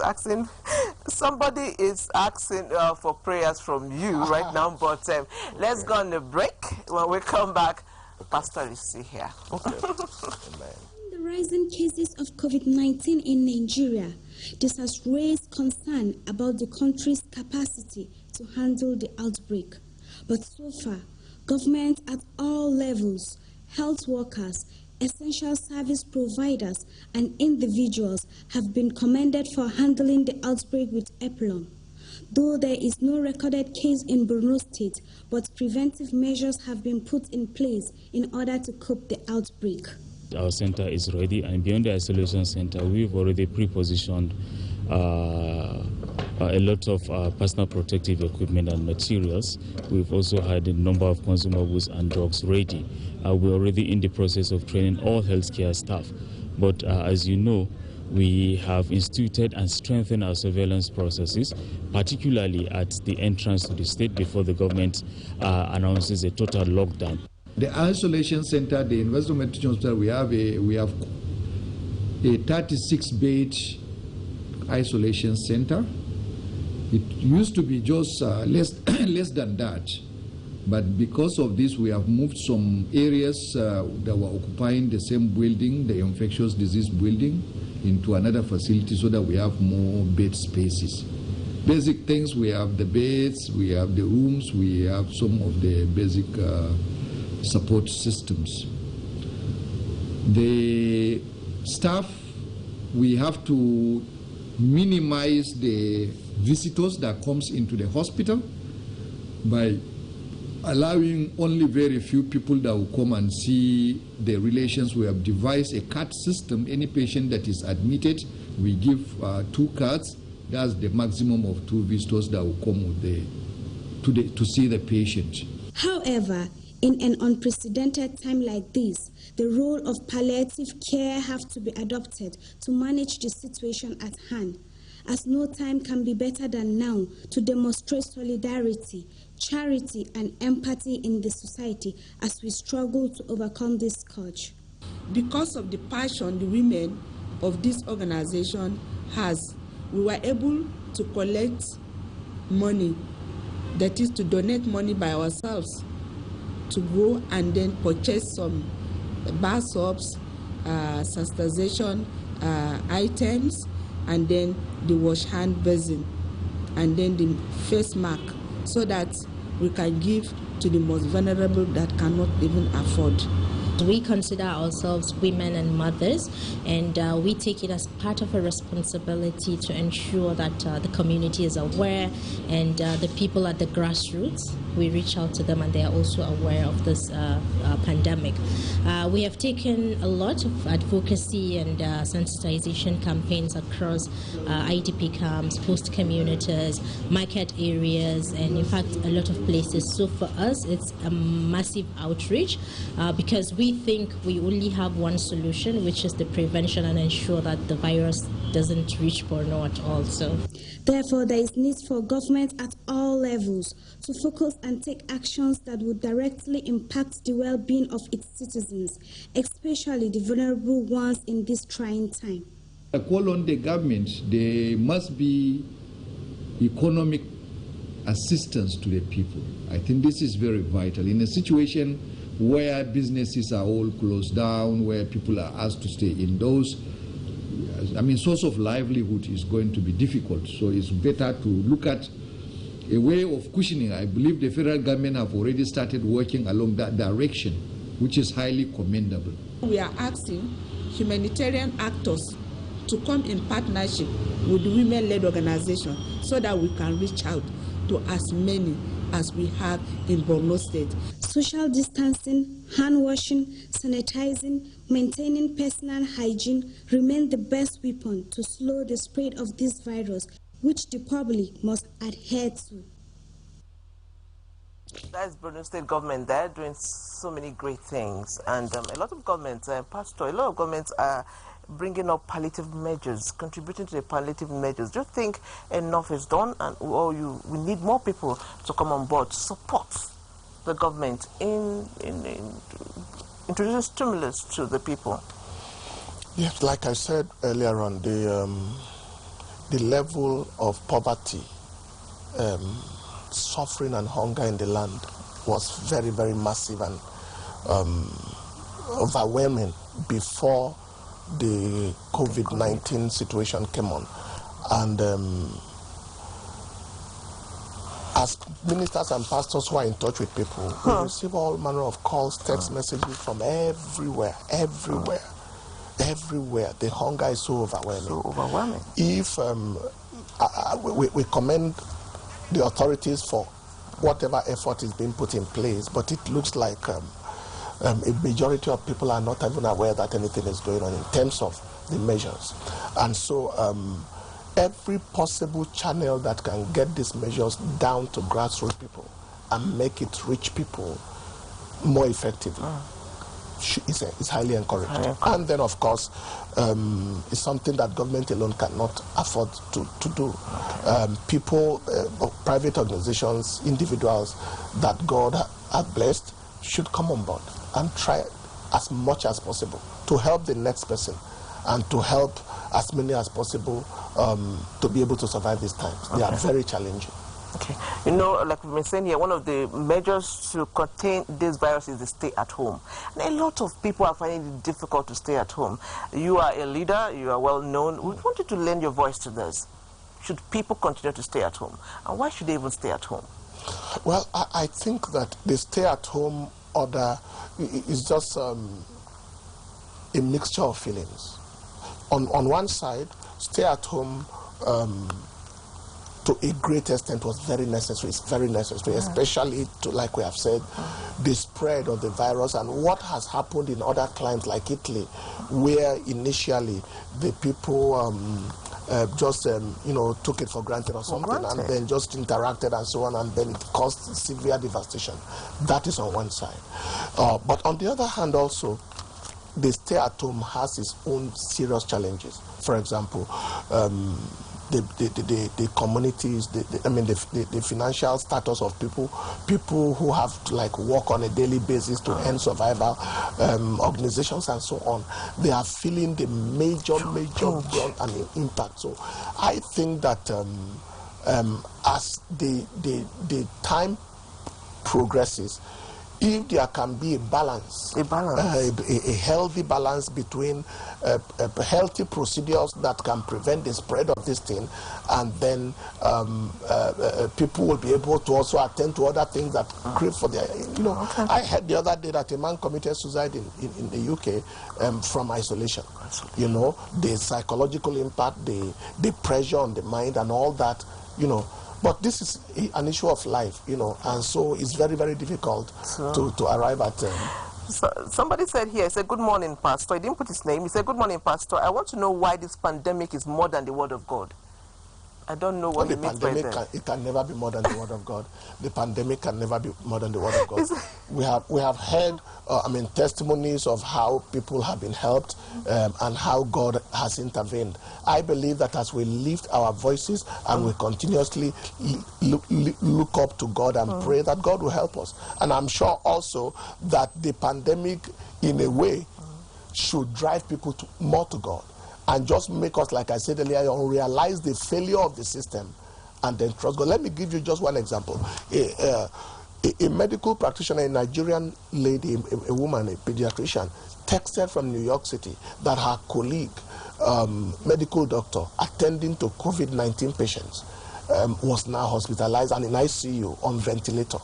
Can we please pray and just trust God for this man to come out? Because one other doctor who I had talked with said almost majority of the people who went on the ventilator were dying, And so we agreed with them in prayer.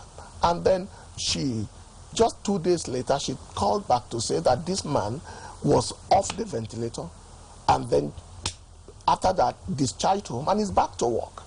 So God is still at work. And in the midst of all that, we have heard several testimonies of people in the midst of death happening that were miraculously rescued. So God is still at work. So you're encouraging people to stay home and be prayerful and still be connected to God. People should be connected to God. People should be driven further into God, while the solution, the stay-at-home solution, and how there can be a marriage of, okay, people can still be active, but these are the practices to put in place to ensure that the infection does not spread, while that is being looked into seriously to ensure that there is a balance. Okay. Okay, a lot of messages here, and basically they are asking for prayers. People from Enugu, from all parts of the country, are asking that, Pastor, okay, I want you to... you have so many text messages, and all of them are basically asking for prayers and asking that you should call upon God for mercy. That there's need for mercy. And somebody actually asked that, is it a sin of the world that brought on the pandemic? Somebody actually asked that I should ask that question. Right. Is it sin? Well, like I had an interview the other day, and I also mentioned the origin of any pain in the world was sin. Before Adam and Eve fell in the Garden of Eden, there was no pain, there was no stress, there was nothing.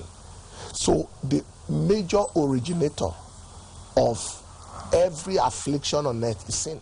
Psalm 103 said, bless the Lord, O my soul, and forget not all his benefits. Bless the Lord, O my soul, who forgiveth thy iniquities and heals thy diseases. So there is a connection majorly between iniquity and infirmity and sickness. But in this case, what I'm seeing is that majority of the world, I may not say God brought this pandemic, but I can say that whatever be the source, it can be used by God to pass on a message. What I said earlier on, a lot of human beings became so complacent without God. We trust in government, we trust in Medicare, we are self-sufficient, independent of God. And now everything that we can depend on without God is collapsing. It failed. It failed. And so there is no other option but for us to drive into God and say, Lord, we are sorry for however we looked up to many, many things without you. Have mercy. So this is what I think that this pandemic will achieve, that is a positive effect. The positive effect of looking away from what we had all trusted in and say, God, you are the only source that can help us. We need your help and your mercy now. And I think you will hear us, without a doubt. Okay, somebody wrote from Justice, said, Pastor, can you please tell other pastors to go online and sensitize their followers on what you're saying about staying at home, praying from home and all that. But there's another important question. Are the men of God uniting to pray in this? We're in desperate times. We're in strange times. Are the men of God coming together to pray, even if it's an online, whatever? Are they praying, holding hands spiritually to pray? Yes, like together, the time, to give us a cover. Yes, that's right. The time we are in makes it impossible for any physical contact or gathering, but I know that is happening. Okay. I know that the Christian Association of Nigeria put up a notice of praise, and pastors and ministers, a 30 minutes schedule of praying and praise. Okay. I know that there are prayer platforms, ministers' prayer platforms that also share prayer points. These are things that so that is happening to a great extent. Okay. But we can also encourage more of that to happen. Okay. Okay. We are about rounding off. What are your final words? What do you have to tell Nigerians? Everybody, they are over. I can't count the number of messages here. Everybody is hoping to hear a word of hope from you. Yeah. So they want to hear that word that will sustain them. What I'm going to say is, first and foremost, the Bible said, weeping may endure for a night, but joy comes in the morning. This situation we are in has not come to stay. It is coming to pass. And it is coming to pass earlier and sooner than we anticipate. We are actually, to my understanding, spiritually at the tail end. The second thing I would like to say is, please let this situation drive us, push us into God, a deeper relationship with God, deeper connection to God. Let's look away from all the things that we think the world have to offer us, and look up to God, because we are face to face with a system, a world system that is doomed, that is failing, and we can't afford to fail and sink with the world. Okay. Thirdly, I would like to say, please, in this season, don't waste your life and waste your time. Read that book you've been waiting for to read all this while. Stay at home and read your book. This season, that skill you want to sharpen that skill. Deepen your intimacy with God. Increase the quality of your relationship with your wife. Increase the quality of your relationship with your children. Increase the quality of communication with your loved ones. Use this time to build relationships, and use this time such that at the end of the day, you didn't waste the time. And finally, I would like you to please be your brother's keeper. Look out for somebody. Put a phone call to somebody. Find out from somebody, how are they faring? Make a little contribution to somebody's welfare at this kind of time. The impact of life is more important than the income of life. The meaning we make is more important than the money we make. Making a difference is superior to making a living. And this is the time to prove any spirituality. the time of adversity is the time to prove our spirituality. So reach out to somebody, and I believe that the Lord will help us. Wow. You said making a difference is superior to making a living. That's right. Wow, that is something I'm taking away from here. Making a difference is superior to making a living. Go out there and make a difference. Thank you so much. They asked for prayer, I haven't done the prayer. Or this is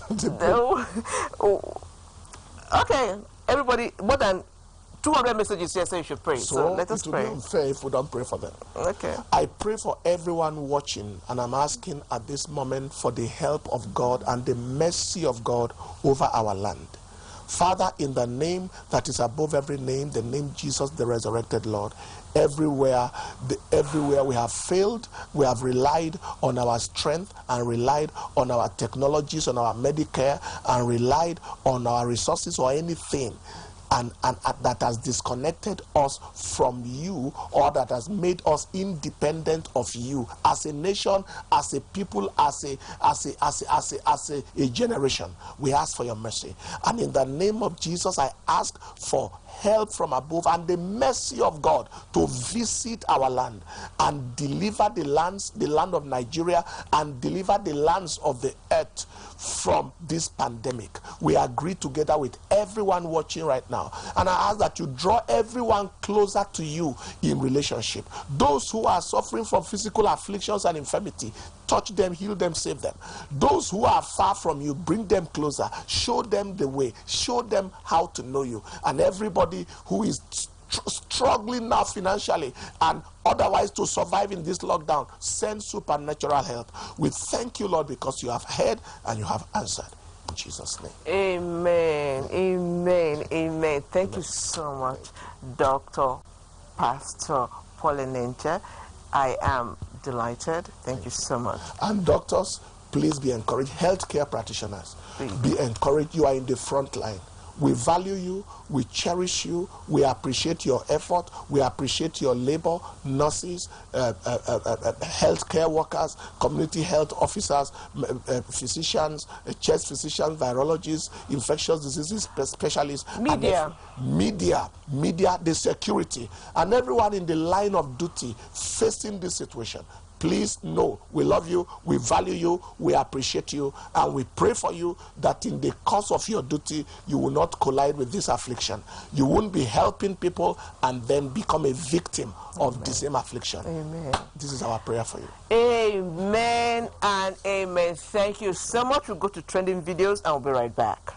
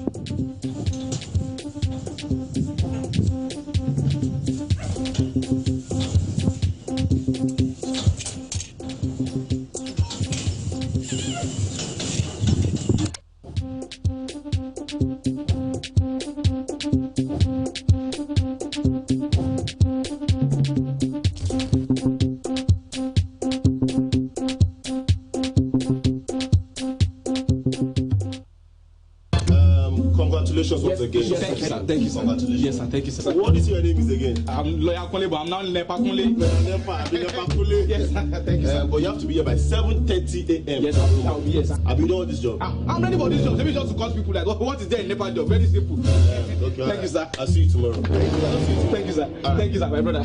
See, I want you guys to call those people light. Okay, sir. No excuses. Don't let them beg you. Just, I beg. You know you are stupid. I'm sorry. Look at them, you are coming. I know. I saw you. No Okada. All the from Ajegunle, I was trekking. Anyways, just join them. I want to cut the lights. We are cutting lights. That's what I like to Army cantonment in Keja. So don't let them. Army cantonment. Okay, but this one, you know, I mean, I don't have experience. These people, they are my senior. You don't have experience? I swear. Either you are farming costume. Yeah, I can help you on anything. Give him a helmet. Senior man, boss. Oga, need day one.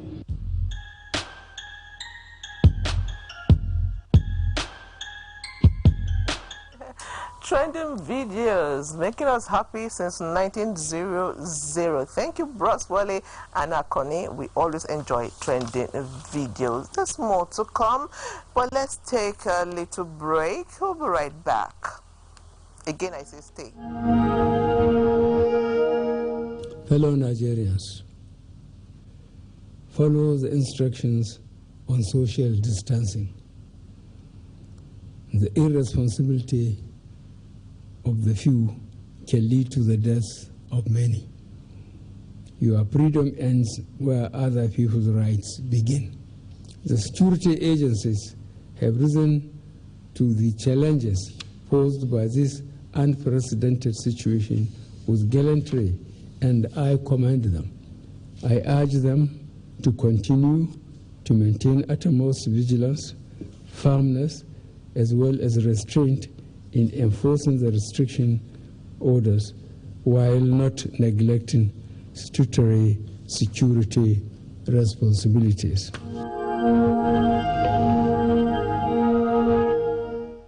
Nigerians, coronavirus is dangerous. It can kill. When you see this sign, high fever, cough, shortness of breath, drowsiness, pneumonia, don't panic, don't hide, don't embark in self-medication. Promptly visit the nearest medical facility. Report all cases to the nearest hospital. Prevention is key. Avoid contact with infected persons. Avoid crowded areas as much as possible. Wash your hands regularly. Use hand sanitizers. Your life is precious. Stay alive. Live long, live right. This message is sponsored by the Federal Ministry of Information and Culture and the Nigerian Film Corporation. Nigerian Film Corporation, powering possibility. Welcome back. It is still Weekend Deal. Now, our colleagues in Anambra State went round to see how government and individuals are giving support to people in these trying times. You must agree with me that we are in strange times. We are in very desperate and trying times. And so went out on the street in Anambra State to see what our colleagues are doing. Let's see this together. Of a virus, both federal and state governments issued a directive for a lockdown, restricted movements and suspended business operations, among other measures. These restrictions, no doubt, has affected the lives of the people, though federal and state governments have offered some palliative measures to cushion the effects on the masses. In Anambra State, southeast Nigeria, the government has commenced the distribution of economic stimulus package to the elderly in the 179 communities in the state. This move is to cushion the effect of the COVID-19 pandemic on the people due to the sit-at-home order. Governor Willow Biano, through the Commissioner for Local Government and Town Union Matters, Greg Obi, distributed the items.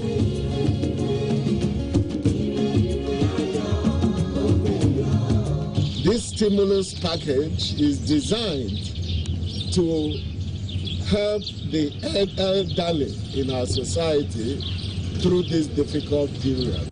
To complement the efforts of the government, some philanthropists and well-spirited individuals in the state donated some relief materials to the people. Among them are Chief Judge Mohalo, who, through his NGO, Zimuzo Development Organization, distributed relief materials across the 21 local government areas of the state. Others are Honorable Ifeanyi Chukwu Chiepu, member representing Idemili North in the State House of Assembly, and Honorable Somto Chukwu Udeze, member representing Obaru 2 State Constituency. They donated the same items plus tubers of yam and face masks, among others. So we have about 20 communities we are targeting today, trying to see if we can get talking about 100 per community. So we are looking at seeing if we can touch about 2,000 in this our second phase. By the time we get to the third phase, we can still reach out to more people. This time of stay at home means that what somebody can get a day will not get it. But himself has decided to give them this so that they will be having enough every day in their various wards. Gestures, no doubt, has kept the spirit of being our brothers' keepers alive, as other well-meaning individuals and organizations are encouraged to follow suit to curb the rate of hardship the poor masses are faced with. A lot of people, they are doing wonderful things. The truth is, we are a large people. We are many, and government alone, almost 200 million people. Government alone definitely cannot do it all. We need people to come out, organizations, individuals. You can even help that man living on your street that you know needs food. Let's help one another. Like I told you from the beginning, our emphasis today is being your brother's keeper, and you can do the little you can. If I do my little and you do your little and they do their little, before you know it, it's actually all for one and all for all. God bless Nigeria. Thank you.